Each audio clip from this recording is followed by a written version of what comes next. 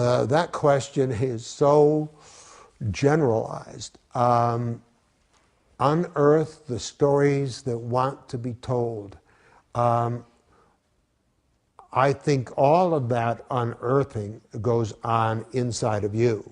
It's not as if out there in the world there are stories actually buried in society, buried in the ground of life, that in some animated way want to come up out of their graves and tell themselves.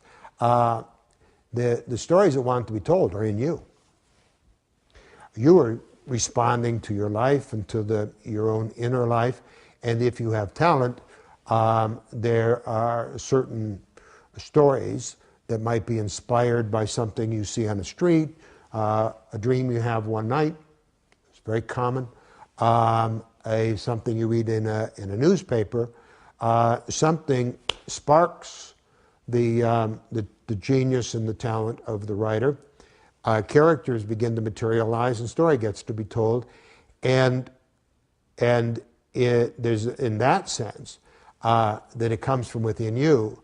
There's an old expression in writing that I believe in, that in a very real way, the stories are already written in you. Your problem as a writer is to get out of their way.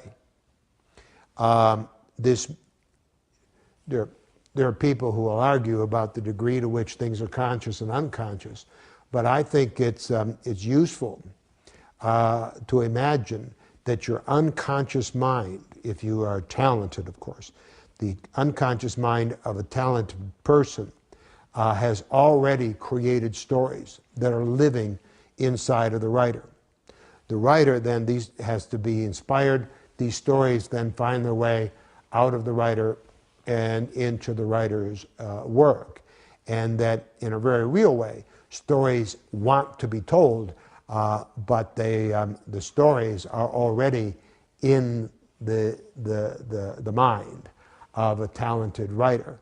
And the writer's job then is to somehow let these stories come to life.